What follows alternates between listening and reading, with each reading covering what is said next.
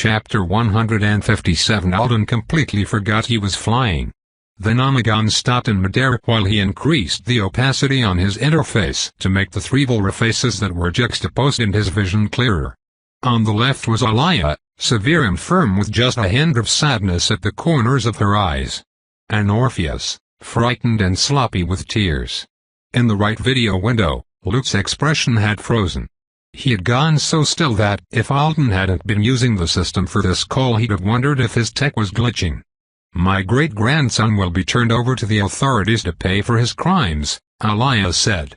"But an S-rank chainer might prove difficult to apprehend, and I see no reason for his failings to lead to even more loss of life. So I'm taking responsibility for the job myself." She squatted beside the man and stared into his eyes. He shook his head. She arched an eyebrow at him, and her mouth tightened. Orpheus's lips trembled. A few seconds passed, then he fell over onto the pavement at his grandmother's feet.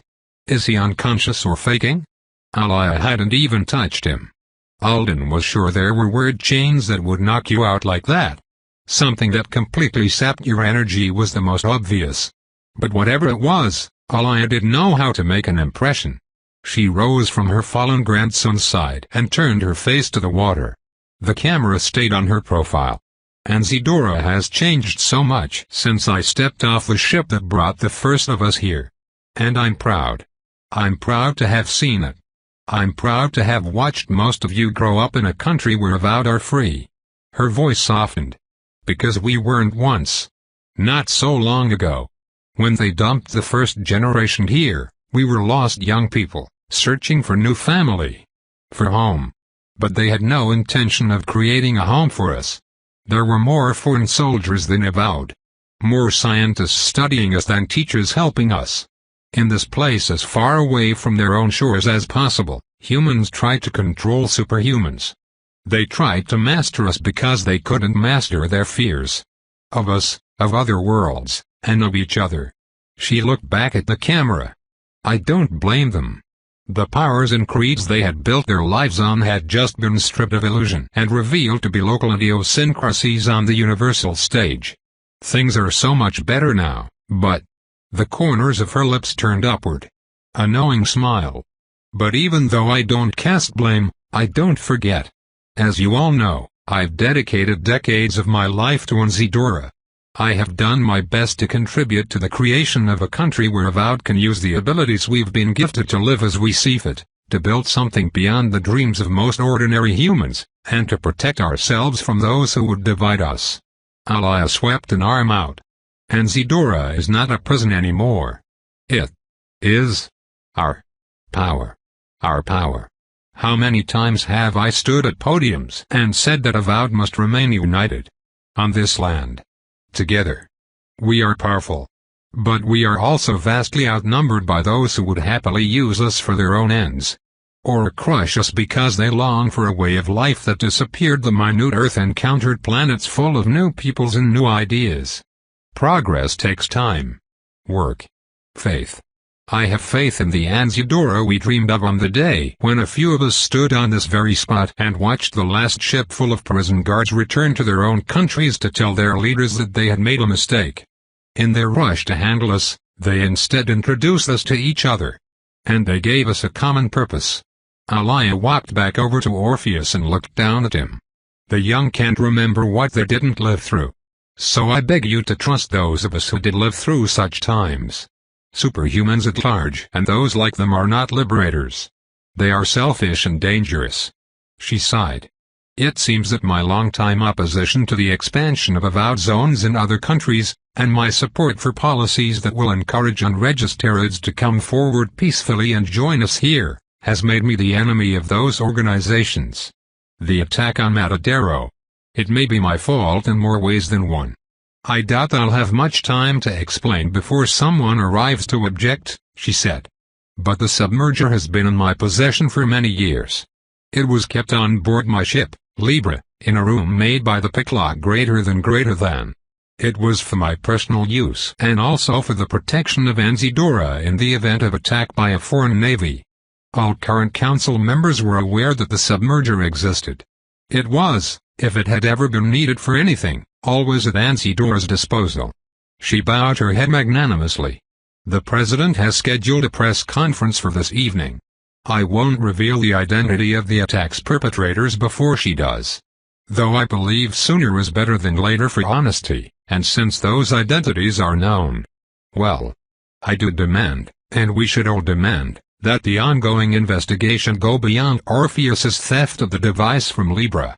Sadly, he's a flawed individual. But his flaws are well known to anyone who's ever met him.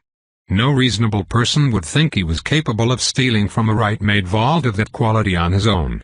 Someone else, someone more clever and more treacherous than this poor idiot at my feet could ever hope to be, must have been involved. Orpheus can't tell me who it was. He can't even remember stealing the device in the first place. And I think we must assume that the mastermind behind his crime didn't end their own life during the attack. And Dora has a greater enemy.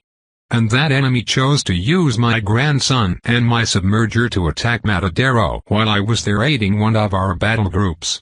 Her voice shook slightly for the first time as she said, "I'm sorry. I can't be sure if the attack was directed at Dora or me personally, and so I must say goodbye to you all for a time. To ensure that no assault on me touches your lives again, I will live at sea, as far from our home as allowed by law, until I am sure that whoever was responsible for this tragedy, whoever was really responsible, is apprehended.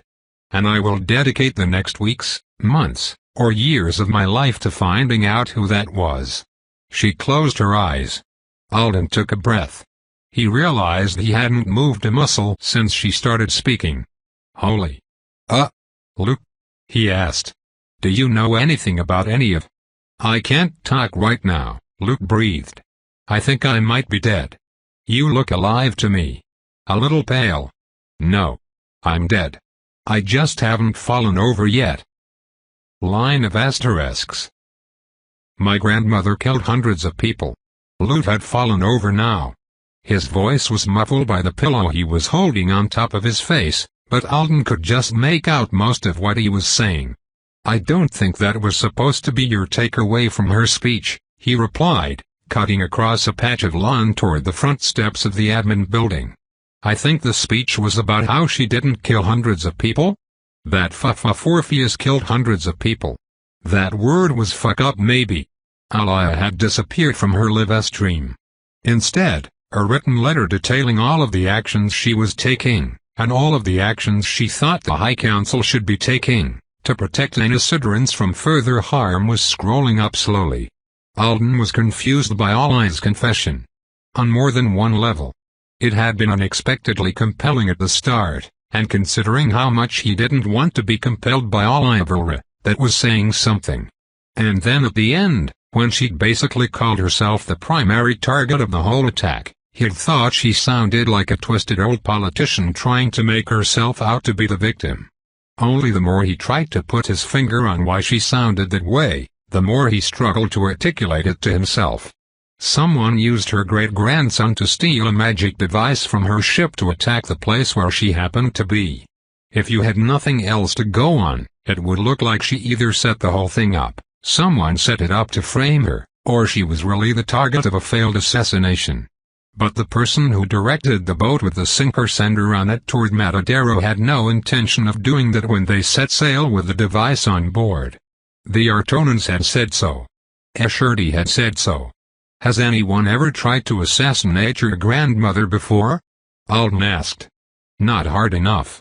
Luke shouted. "You're going to be okay, man. This will pass." Luke whipped the pillow off his face and sat up. His hair was scrambled. He was breathing hard. "This can't be happening. This isn't the kind of thing that happens. Not even to me.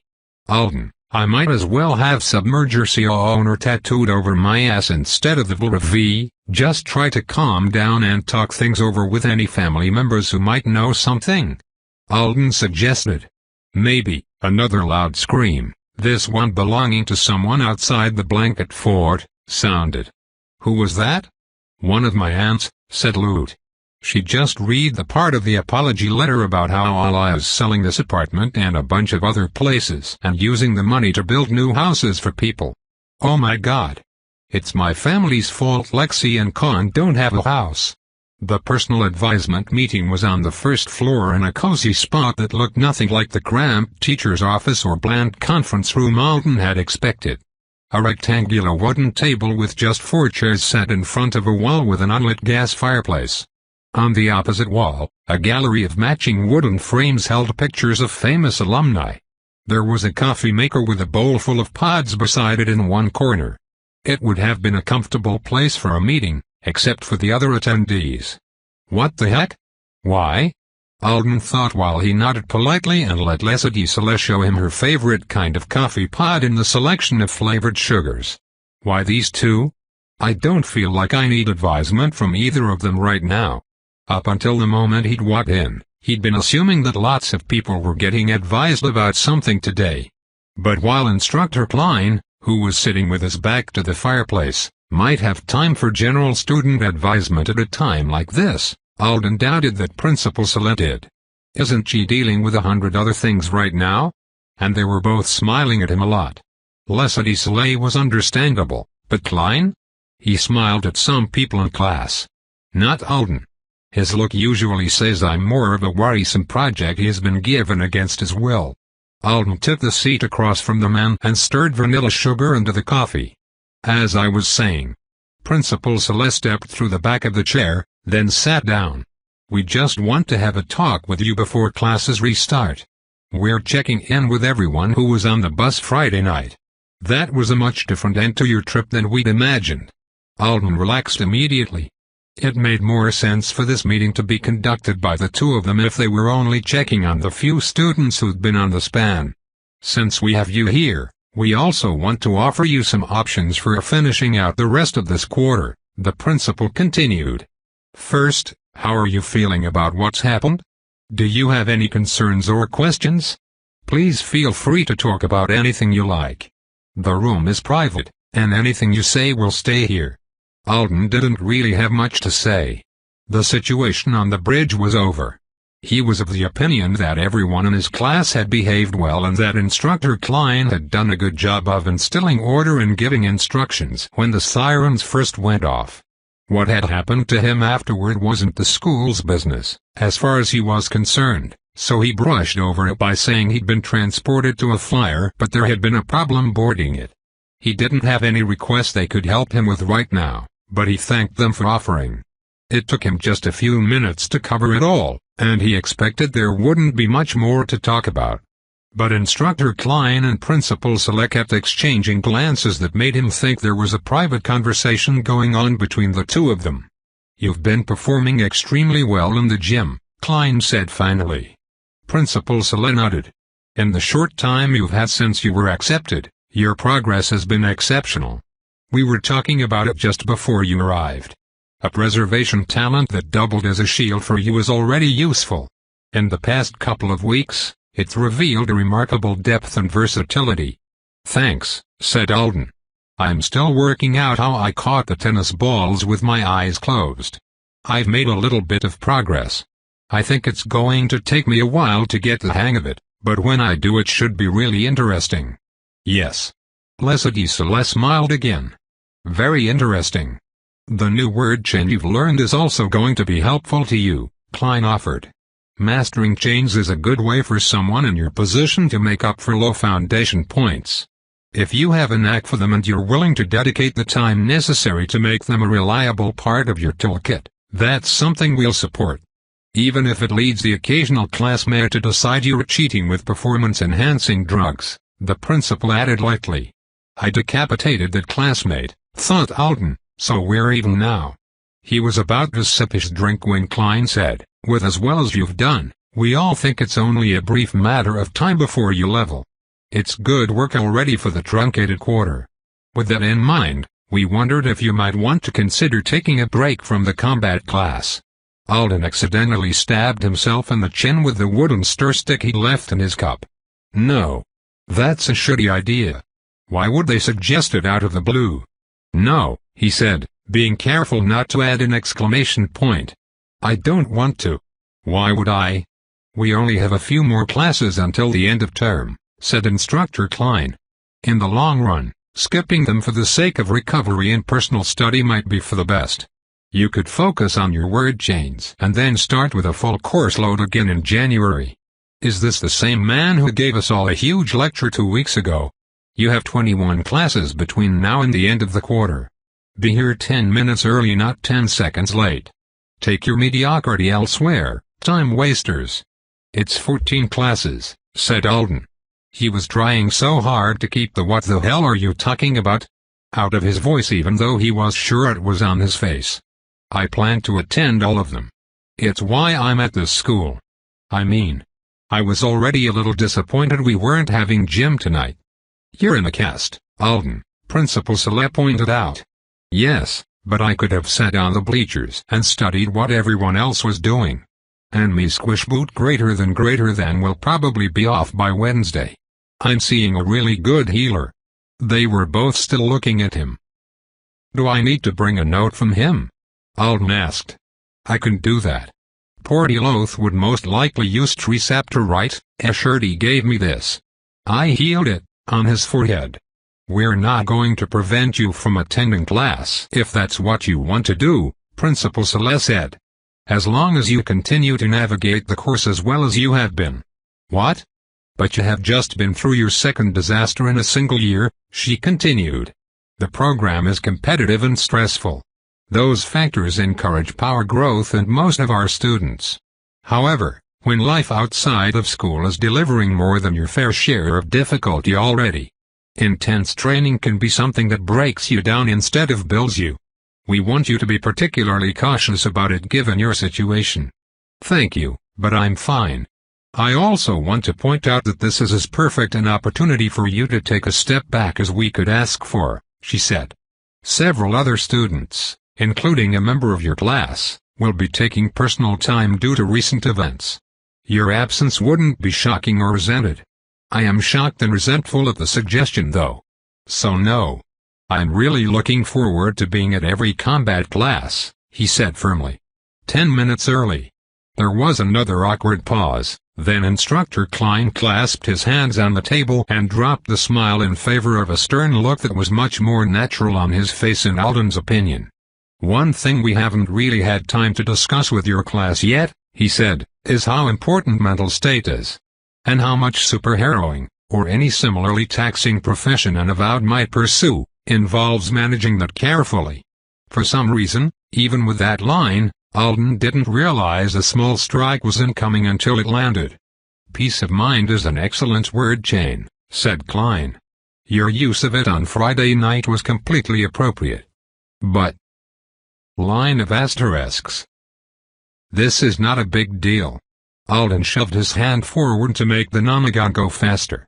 The wind cooled his face. He told himself his cheeks were only hot because the admin building had been warm and not because he'd gotten flushed from irritation and embarrassment. It's their job to make sure I'm okay. They were just doing it. But he hated the way it threw his own efforts to sort himself out into disarray. Here he was, collecting all the fallen pieces and putting Alden Thorne, CNH student, back together again. He was busy deciding what to do and say about murders, commendations, and Matadero. It was his life, he was going to handle it, and he was looking forward to reclaiming his little scraps of normal. Then here comes someone to throw a rock at me because, we just want to be sure you're solid. One of your classmates expressed concern about you. Have you talked to a professional about this yet? He clenched his jaw. This kind of thing is always a trap. You get annoyed because they're picking at something sensitive. But if they notice you're getting annoyed, it's like, we've found a problem after all. And the questions just keep coming. Or you say the wrong thing, freak them out, then they watch you like a hawk for months. And every time you have any emotion whatsoever from that point on, it becomes something worthy of analysis. Not that that would be happening here. He was just having flashbacks to a particularly horrible period in elementary school. Torsten Klein and Leslie Sleyca did seem willing to accept his decision not to prop his feet up and twiddle his thumbs for the next 5 weeks' worth of combat classes. Alden had explained that the incident on the bus had been triggered by the sudden lack of system features. That kind of thing wasn't going to be happening every other week. I hope. He wondered who'd noticed and expressed concern. Not you, obviously. He was fine expressing concern to Alden's face. Let it go. Think of the good things about the meeting. They approved of his progress in the word chain study. He'd gotten a free coffee. They hadn't asked what was up with him and Asherty. Though Klein had made an odd comment about how he might want to steer clear of the university's cultural advisor that could have been a reference. They'd also reminded him to talk to his instructors as soon as the system announced that he'd leveled, so that he could get advice about choosing talents and foundational enhancements. That's a problem for another day. He flew around, cooling his face and his temper for so long that he ended up being a little late to the Intro to Other Worlds meeting. He was disappointed to learn that the course wouldn't resume until next Monday. The only assignment until then was do your best on the essay. Vandy caught him at the end of the meeting. You're already wearing your uniform. Yep. We match, said Alden. Except she didn't have Nonagon hair. How did you get hurt? Was it on the bridge? No. It was afterward. You weren't on campus this weekend, she informed him. Talking to her is already getting familiar. He didn't mind the way it pulled him back into a known rut. I was just waiting around on a healer and finishing my essay. You finished already? So he was right. She was the kind of person who could look truly caught off guard to find she wasn't winning at homework. Even at a time like this. Of course. Why wouldn't I have? I wrote about you. Unable to resist, he smiled at her and added, didn't you finish yours? I'll finish it tonight, she said. Alden wondered if she was going to report back to him the second she had turned it in. They headed to a classroom in the MPE building, then waited around on everyone else so that they could have the meeting for Jim. Unsurprisingly, Vandy, frequent monitor of Alden's pockets, was a wealth of information about the others. While she watched Aliaval's speech on the tablet, she told Alden she was worried about Maricel, who she'd barely seen or heard from since Friday, and Tayet, who was dealing with a family situation. Everly had announced she'd be taking up running to build her stamina. Jerry was trying to talk her into hockey instead. Winston and Finley had had a spat but neither of them would talk about. Marcia had gotten told off yesterday for trying to practice jumps with her polearming the street beside the Dome Village. And their class's object shaper had gotten emotional after the campus vigil and confessed to his roommates that he thought if he died during the flood nobody would have remembered his name. Maricel and Rebecca had leveled. No one was celebrating them as much as they usually would have because Jeffrey had gotten 2 levels, and yesterday, the mother of a man he had luffy-jacketed had come to campus and told him he could have a free lamp. A lamp. She owns a lighting store. Vandy paused the tablet. Did you level? Nope. I'm surprised Constantine didn't. He has been practicing for months, and he says he had a breakthrough. So he's a little disappointed. She pursed her lips. Alden wondered if she was disappointed in her own progress. They'd only been at school for a short while, but most of the students had been practicing as well as they could for weeks or months prior to applying. People who hadn't leveled before they were accepted, which was most of them, were bound to be getting antsy already even if Klein had told them not to. What he calls the system's eccentric management of leveling really does give it a lot of control over our behavior and moods, doesn't it? Its tendency to announce a level up after an eval had achieved something or learned something new about their powers was both encouraging and manipulative. If leveling announcements came at exactly X amount of dominion over the universe gained, it would be more honest. But then it might have had to tell Jeffy he'd leveled a month ago, at a random moment, and he'd have been depressed all of the talent options involved water. Now it could tell him he'd gained 2 at once to drive home the point that success came with being helpful and aquatic. Alden felt. I don't know how I feel about them affixing, he realized. But it's not simple. He hadn't had to think too hard about his classmates leveling up yet. When it came to progressing as an eval, dealing with himself filled his plate and then some. And, when he had thought about what the others would do, it had mostly been because they were all talking about it. They wanted it. They'd joined Talent Dev for it. Leveling the classes they'd chosen would make them proud and happy. It would make them stronger. They would get new spells and skills. They would mold themselves into people they could never be without the system. And it wouldn't hurt. And they wouldn't ever know. Even if they understood in the factual sense. They wouldn't know. He stared at the empty desks that filled the row in front of him. Vandy kept giving him a rundown of everything, but her voice faded into the background. It's not right. So much of it's wrong. He couldn't grapple with it right now. He tuned back into Vandy. She was telling him that someone who had family in Apex was talking about moving off campus to live with them. Just then, Olive and Reinhard walked into the room. He was carrying his bow. She was wearing pink tights and sneakers that squeaked on the floor, which would have made it easy to distinguish her from the silent illusionary Olive walking behind her even without Alden's unique detection method. "You're talking about people moving off campus?" "I'm thinking about it, too," Olive said. "I love the dorms, but at the moment, I just want to hug my mom and brother about 10 times a day to make sure they're safe. Family matters more than anything else, right?" "What happened to your foot?" Reinhard asked, grabbing a desk tool up from Alden. "It's from when you shot me during combat assessment," said Alden. "The old wounds flare up every now and then." "Ha! You're funny today. Where did you go when you left the Bree?"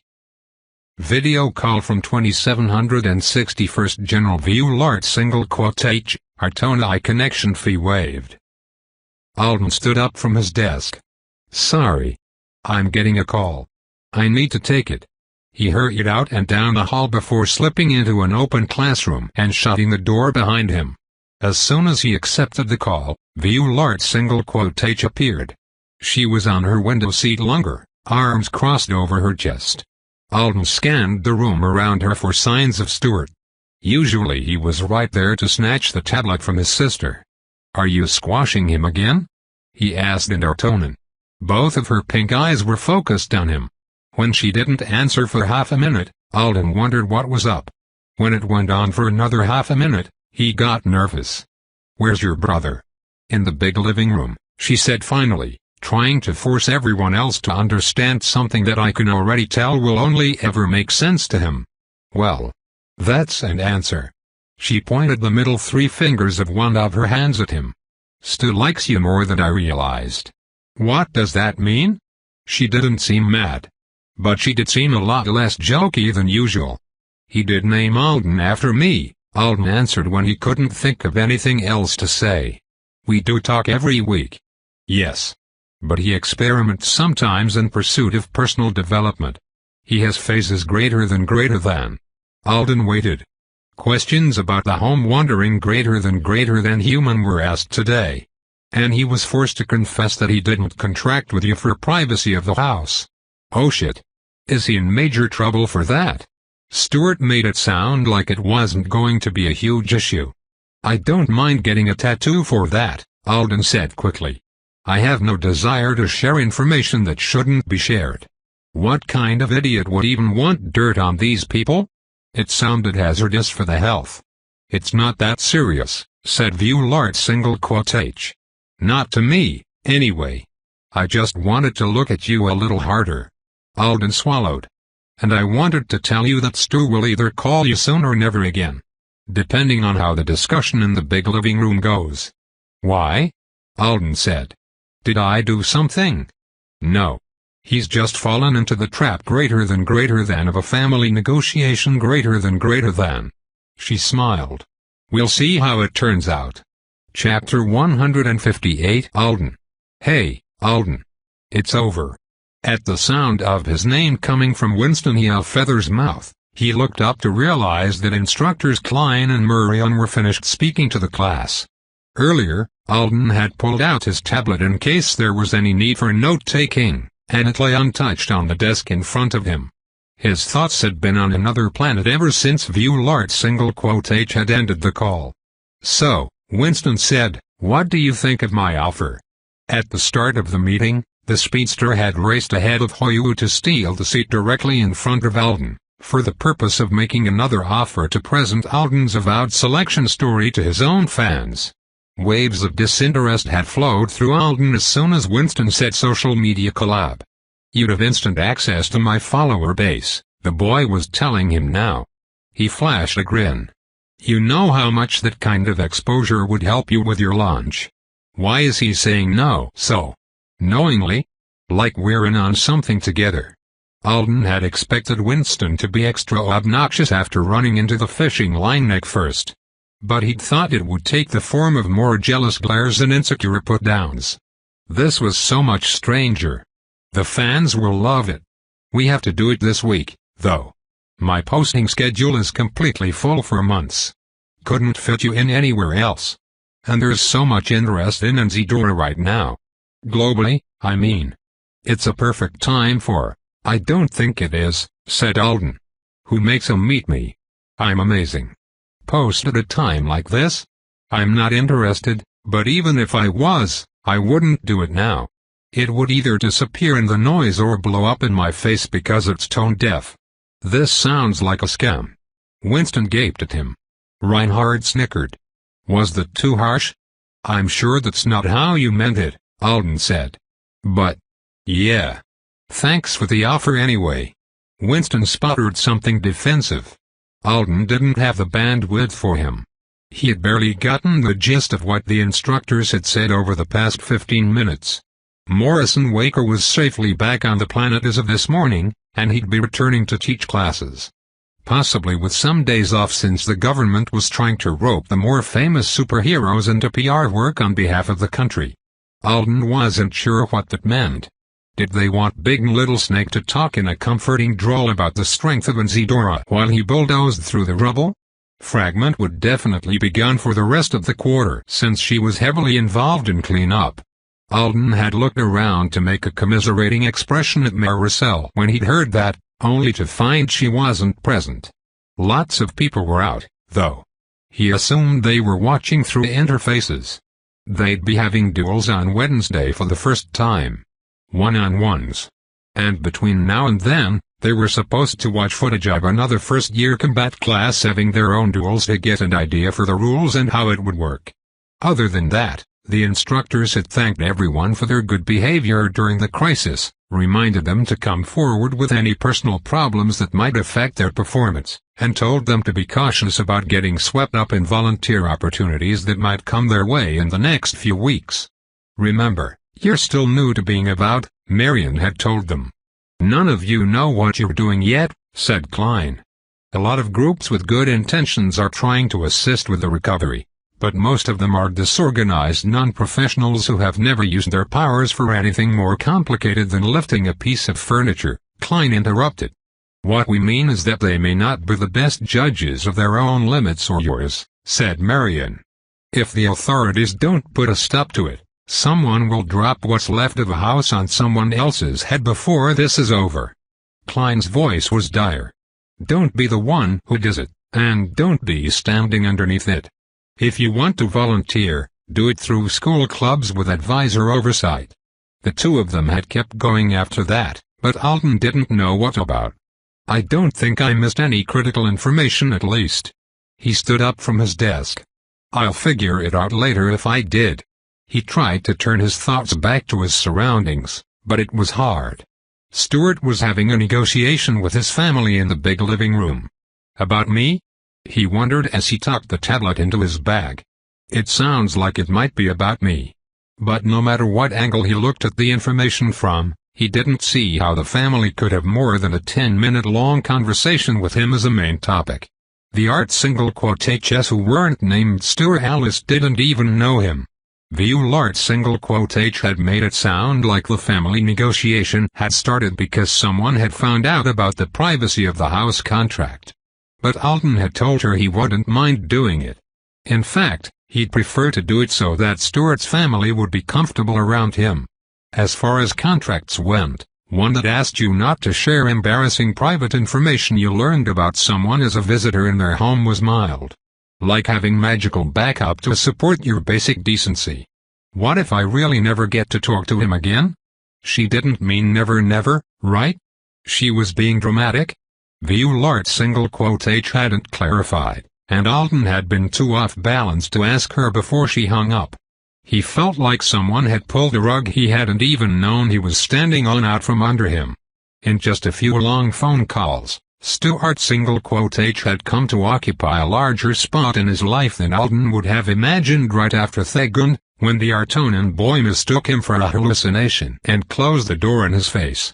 He's the kind of person who asks me questions about my life purpose and makes it seem like something we should obviously be talking about. And he's actually got a good sense of humor when he finally relaxes enough to bring it out. Would you like me to have Aunt Alice dig an ocean? He tried to explain how Uriads work because he noticed I was curious. I watched him watch his sister die. He's going to be a knight. Alden was afraid he should have expected something like this from the start. He'd had worries that some stickler for rules would eventually put an end to the message exchange with Kibby. But Alice H had said it was alright, so he'd been letting the fear go. He had never been concerned someone would object to him befriending Stuart, though, since Stuart himself hadn't seemed at all concerned about it. He invited me to his house. He's old enough to pick his own friends.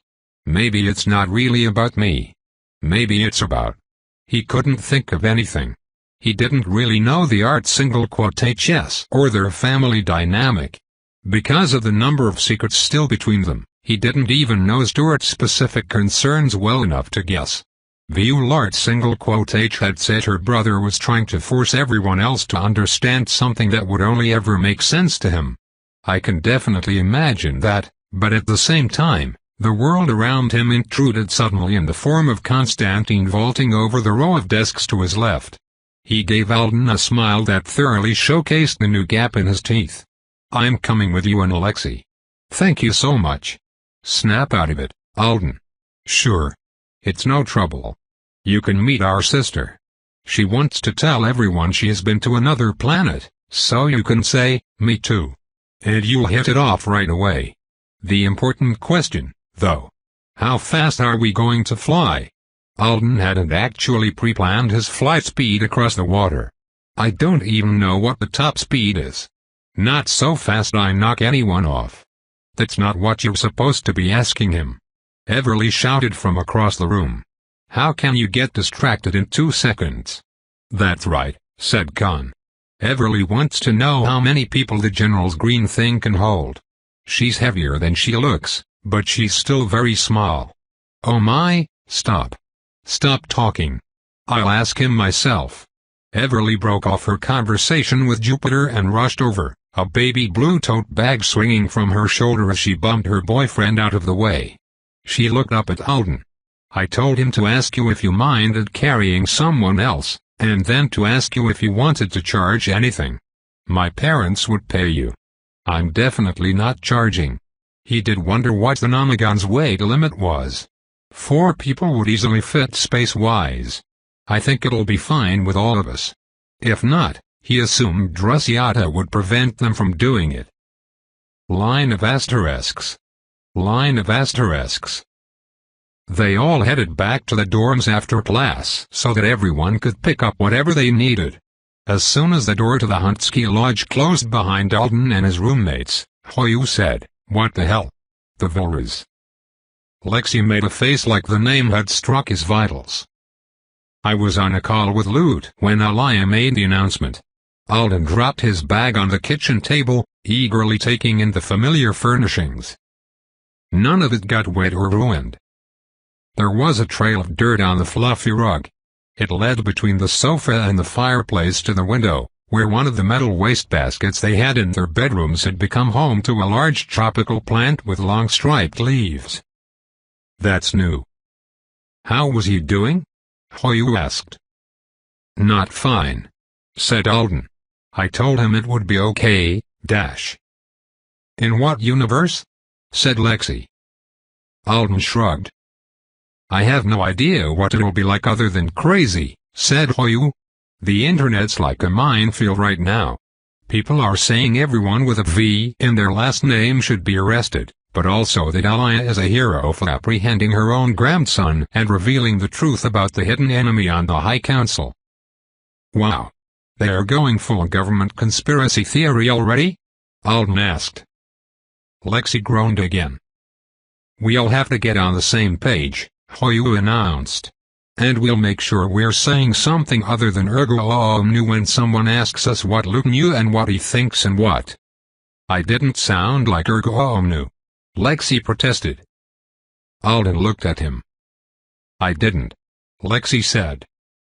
"As far as what Luke knew and what he thinks, he didn't know anything, and he was freaking out," said Alden. "He knew nothing. He's horrified. He's barely on speaking terms with his family." "What else?" Hoyu wondered aloud. "It's hard because if people end up pro-Aliyah, then should we tell them that he's super mad at her? Maybe we just emphasize the fact that he has been out of the Vulra loop since he became an avowed," Alden suggested. "He should change his last name," said Hoyu. "Does his tattoo allow that?" "I don't know how to figure this out," said Lexi. "I'm just going to spend the rest of the day and tomorrow focusing on my own family. On Wednesday, I'll try to think of some way to prevent a mob of people with pitchforks from killing Lute." "He'll be touched," said Hoyu. "For real." Line of asterisks. Alden didn't know when he'd get called back to Matadero by Asherty.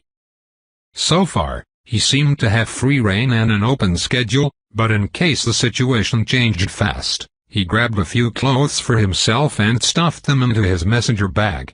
When he looked around his room, his eyes stopped on the learning cushion Stuart had sent him. The note that had come with it was tucked in his hand-casting book. "May you gain knowledge all the days of your life, and may your days be many." Hoyu and Lexi were still banging around, collecting stuff. The doors were all open, so Alden could hear Hoyu having an excited phone call with his dad. He'd be spending the night with his parents, and tomorrow they were going to sit on the floor in their pajamas together, watching all their favorite movies. It was a tradition, he said, whenever one of them had been away. Alden shut the door. He knelt beside the new cushion. He watched the translations for the logograms appear and disappear one by one as he focused on them. Sevokoth, a growing path. Zit, effort. Yuda, student. Alden touched his fingers to a gold one that meant the pride of one who seeks. I didn't get to tell him how much I like it. He decided that when Stuart called, if he called, the first thing he would do was thank him. And the second thing I'll do is ask what it is, the thing he's trying to explain to his family that his sister is sure will only ever make sense to him. And I don't care if it's the weirdest, most incomprehensible idea that ever fell out of another person's head. I'll make him explain until I understand it, too. If it's something he can tell the human about, anyway. It wasn't much of a return present. But it was better than a random gift shop purchase, wasn't it? I'm staying on Matadero with nothing to do tomorrow. What about the cushion?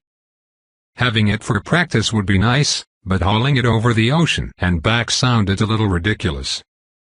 He made it back into the living room before Lexi, but not Hoyu, who was flicking water from the glass onto the new tropical plant. That's a nice plant, said Alden. I'm going to keep it alive, said Hoyu, still flicking. I think it's some kind of bromeliad. I'm mimicking a humid environment for it. Where does one get a giant bromeliad? Look at the time. I really need to go meet up with my parents. I probably couldn't have resisted a rain for a souvenir either. Avowed didn't get to visit beautiful places on Earth every day. But I'd have taken, like, a rock or a stick or something tiny and normal. He dug up a plant the size of Lute. Lexi had just emerged from his room with a stuffed backpack and a bag full of all the rhinestone jewelry he'd collected at Benjamin Vulra's birthday party. Before he could say anything, they received a group video call from Lute. When they answered, they saw him standing in a store aisle surrounded by boxes of hair dye. He had a pair of large sunglasses on top of his head. Hello, greater than, he said. Alden, don't come pick me up. I changed my mind. Greater than. Thrown by the fact that Lute was speaking German all of a sudden, it took Alden a second to reply. Okay. You're staying in the penthouse with all your relatives? At a time like this? Greater than Luke scoffed. I barely made it out of the building without being chased by a drone flock or grabbed by a hysterical cousin who wanted me to use my S-rank charisma to speak to the Grand Witch on his behalf. Greater than. Will you show us your S-rank charisma sometime? Hoyu asked. Do you think German will keep people from recognizing you somehow?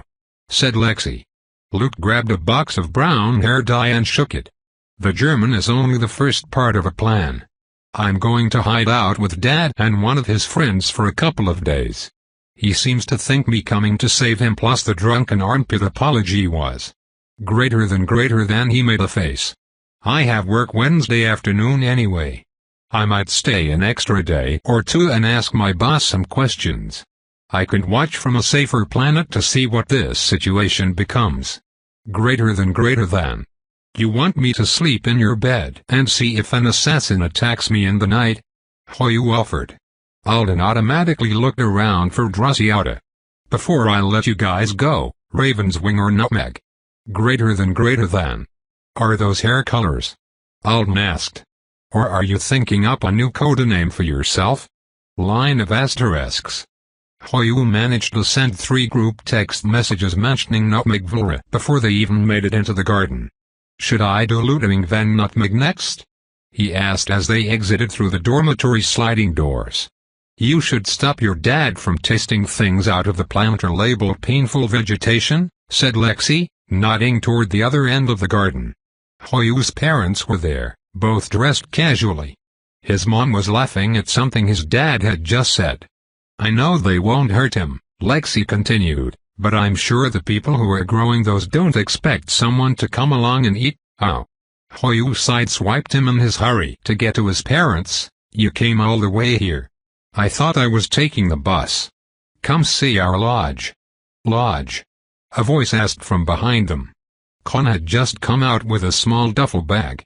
You call your room a lodge? No, said Lexi. You've been too suspicious for too long now. There had better be marble floors and a gold-plated toilet when I finally break in, or I'm going to be so disappointed. Before Everly appeared, they had a couple of minutes to say hello to Hoyu's parents. I was so excited when I heard there was a rabbit in Hoyu's class. Mr. Zhangdamir said. He insisted on bumping elbows with Alden since ordinary handshakes were out after you'd been handling the painful plants. I'm coming to the gym as soon as they'll let me, to see what you all do. You are? Hoyu asked. You thought he wouldn't. His mother replied. He filled out the alumni volunteer form twice because he didn't believe the website when it said it had been submitted. Cool. Guess what I got to ride on today? Hoyu pointed toward the roof, where Alden had parked the Nanagon at an angle against the shingles. His father's eyebrows shot up. What's that doing here? HN Tyon Escherty loaned it to me for the day. Both of Hoyu's parents looked confused by that, but if they had questions, they kept them to themselves. It was obvious the whole family was happy to be together again. Hoyu's smile was high wattage, and he couldn't seem to finish telling them about one thing before moving on to another. I'm relieved for him, thought Alden as he stood in the center of the Nonagon and directed it up into the air a short while later. Hoyu's face on the bus, when the sirens had first gone off, was impossible to forget. How high do we fly? Khan asked curiously, looking through the platform's surface. Higher is actually better, isn't it? Because if you fall you need time to call for the ET. Everly, who was on her knees and leaning over the edge to shout at some girls she knew down below, suddenly stopped and crawled closer to the center of the platform. I'm not going to drop you all. Just don't jump. But I should probably. Draciata, do you want to ride with us?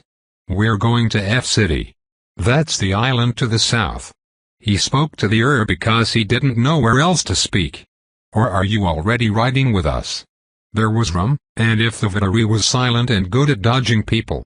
Lexi, Con, and Everly all looked at him. Are you inviting a random Artonan? Asked Con. Are you on the phone with a wizard right now? Everly said. Lexi's sigh spoke volumes. I just had to ask, said Alden. She's a person who works with Escherty who I should touch base with. Several seconds later, He received a message: "I still watch over you in my own way. Live as though I do not." Line of asterisks. The flight went smoothly and quickly. They didn't fly particularly close to the span, but they did keep glancing toward it as they went. "Why couldn't you have borrowed the nine-edged son whose own mother forsakes him on Friday night, Alden?" "Your timing is terrible," said Con. "I know, right? Sorry about that." From where she sat beside him, Everly was staring toward the bridge, too. "For some reason, I told my family it was easy. I suppose it was, if you think about it in a certain way.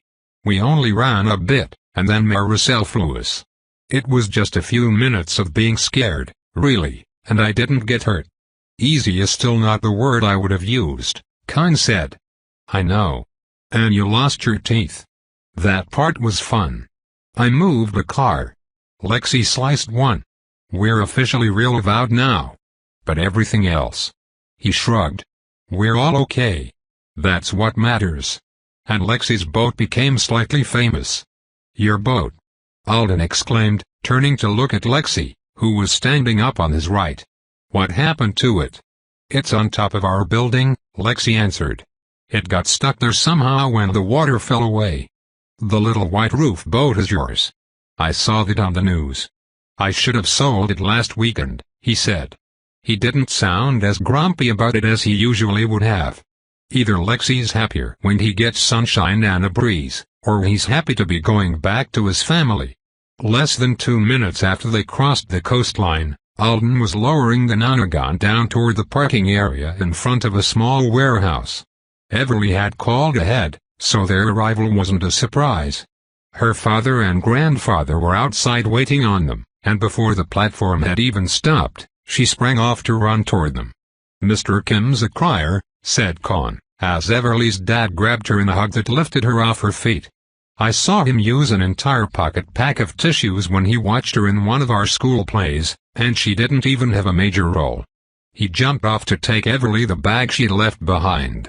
Before Alden could decide if they should all disembark to say hello or not, Con was bounding back toward them. They lifted off again and watched Everly wave goodbye with one hand while she had the other arm around her grandfather. Not long after that, Alden did park the Nonagon and go inside to meet Lexi and Con's family. They were staying in an apartment that a friend owned. It had been unfurnished, but people who knew them had been generously donating over the past day. They had a bunch of mismatched used furniture, making the place more livable. Their parents were nice. Mrs. Roberts made Con hold still and show her all of his remaining teeth, apparently under the impression that he might have damaged another one without knowing it. And their dad made him stand side by side with Irina, who had recently lost her first tooth, so that he could take a picture of them both grinning. Alden had the impression from some of the questions they were asking in between hugging both boys that Con wasn't going to escape from explaining why he'd thought it was a good idea to magically move something the size of an automobile without ever having practiced it before in his life. "You can stay longer if you want," Lexi said, when he finally looked up from helping his little sister sort through the bag of costume jewelry and realized Alden was leaving. "I don't know what dinner is. But I'm sure it will happen at some point. No. You guys have so much to discuss with each other. I'll see you when you get back to school." He smiled as the rhinestone choker in Lexi's hair slid toward his ear. "You're totally right about that necklace, Irina. It makes a perfect crown for him. Make sure to get his picture, too." Line of asterisks. Where do I go from here? Alden was high over the water, heading toward Apex because he felt the need for motion, and he told Skycia Traffic Control he was going back to CNH. He'd actually had a loose plan in mind to offer to ferry more people in either direction. Flying vehicles were a hot commodity right now, and it was such an easy way to help. And it seemed like it would justify his temporary possession of Ashurti's extremely cool and highly visible ride. Taxi Rabbit sounded fun earlier, he reminded himself. He just felt a little off now. Stupid advisement meeting. Stupid Joe. Stupid art single quotations. Maybe Ashurti was going to want that tour this afternoon. That would be about the right level of activity. And it wouldn't be as draining as being the third wheel in everyone else's post-disaster family reunions. He pulled up a search engine and typed, General Escherty latest. Escherty had left Apex about an hour ago. The people reporting on his movements said he was going to clean up some contaminated water to the west. Alden didn't know how long that would take, but it sounded like a full afternoon's work. He flew back to the dorm and spent several minutes in the common area, eavesdropping on one half of the fascinating call Jeffy was having. His grandmother seemed to be talking him into investing in a stock portfolio. "Okay, Nana," he was saying when Alden finally decided he couldn't pretend to be washing his hands at the sink in the community kitchen any longer. "But shouldn't I pay you and Grandpa back for the tractor first?" Upstairs, Alden emptied the robot vacuum's canister, then he sat on the sofa and played with the infrared fireplace remote for a while. "I usually enjoy peace and quiet. Right now it was lonely. I should just go back to Matadero and make sure the Artonans haven't killed Kabir or roped him into a lifelong crouton-making deal." Decided, he jumped up and left. Before he reached the stairs, he turned around and went back for his learning cushion. Line of asterisks. "Cube, sweet cube," thought Alden, wheeling his giant B-list battered blue suitcase down the Matadero corridors. He hadn't wanted the cushion to be exposed to the elements, and this was the only bag it would fit in. He checked the kitchen first, but Kabir wasn't there. A note on the fridge said he'd be back at sunrise. It was written in logograms, which made Alden think a wizard had posted it rather than Kabir himself. Back in his room a few minutes later, he gave Tiny Snake fresh water. Earlier today, Liam Long had sent a text with a ton of happy emojis to say that he did want Candy Corny returned. "He doesn't even know your real name," Alden told the snake. "I'm so sorry." The snake stuck its tongue out. The reptile was getting more appealing by the minute. "I really need to get Victor back now that he is no longer the return point for the U-type. System, call Bo. Video if he'll take it." Bo picked up right away. Alden gasped at the sight of a familiar street. "You made it." "I did," Bo texted instead of responding verbally. He looked exhausted.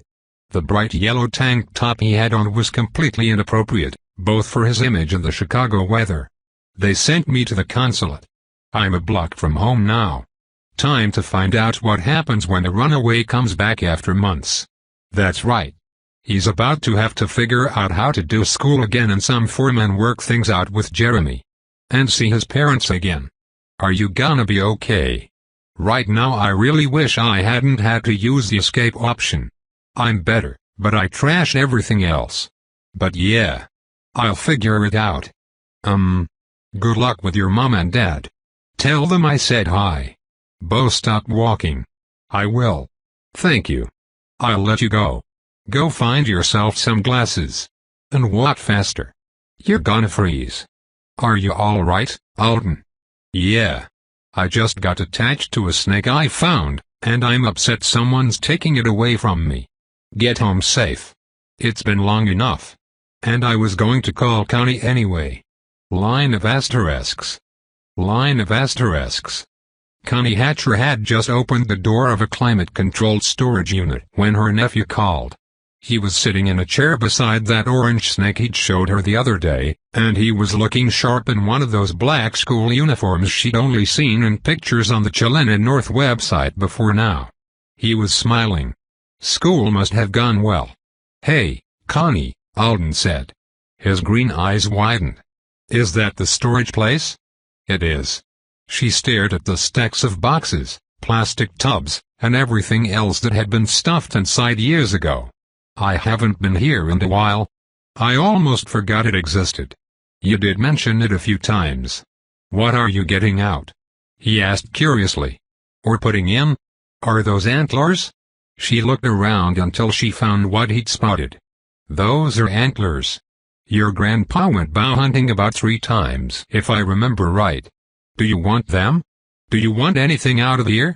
Some of it's yours. I want the antlers if you don't. Probably nothing else right now. There's not a lot of space in the dorm room. But I'll come look one day. He talked about flying around Apex on an alien disc while she searched for what she'd come for, The 3-ring binder her mother had kept in the kitchen cabinet for years, the one with all her favorite recipes in it. There was this pimento cheese version of macaroni and cheese she made. "Your mom and I loved it when we were growing up," she told Alden. "And I thought maybe I'd make it. Brody's family invited me to come over for Thanksgiving. I want to bring a dish." His chatting stopped for the first time since it had started up. But only for a moment. "That's cool. I used to love macaroni and cheese.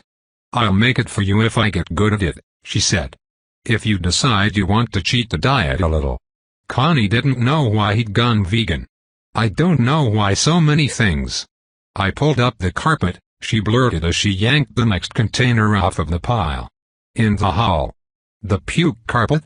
I hope all those stains weren't puke," she said. "Somebody puked themselves to death if they were. But yeah. It's gone. New vinyl. You'll like it when you see it." "So you're going to bring a covered dish for Thanksgiving?" he said slowly. "And you've done the puke carpet. What else are you working on?" "Everything I can," she said.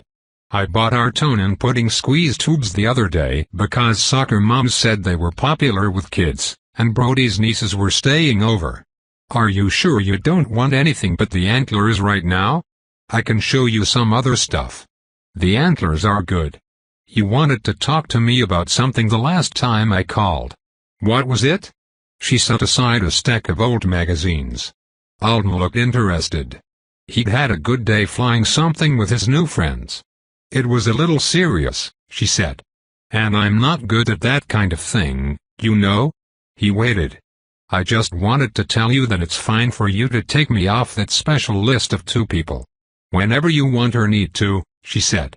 "I don't want you to feel like you have to keep me there because I'm your aunt. If you find some nice person, a friend or someone you want to be with. You're growing up, and you're living somewhere new. So things change fast. And I know that. Plus, Brody's got an engagement ring he's going to offer me if I don't screw everything up again." She smiled at him. "So, in a year or 2 I might be asking you to take me off the list anyway. But if you need to before then. I just didn't want you to feel stuck and like it would hurt my feelings. It won't, okay? I'm pulling myself together over here finally. I hope you'll be a little proud of me when you get the chance to come visit." Line of asterisks. Line of asterisks. Sitting in his hospital bed with his laptop propped on his knees, Alden stared at the footage he was supposed to study for combat class. It was a double-adjuster battle. They tended to be more fun to watch than most. But he wasn't seeing it. When he realized he needed to rewind for the 5th time, he shut the lid instead and stared at the ceiling. "I'm glad she's trying," he said. "Good for her." He didn't mean it. "I'm glad. There's nothing bad about her making a casserole for her boyfriend's family. That's a good thing. Casseroles. Thanksgiving. Love. I'm glad. Why didn't she try sooner? Why couldn't she have tried just a little sooner?" He covered his face with his hands. He took a breath that shuddered on its way into his chest. Why did something I wanted so much not happen until I was out of the picture? He threw himself out of bed and then just stood there, not sure how to escape from the sucking vortex of his own hurt and anger. I can't. His Oriata slithered helpfully down to his hand.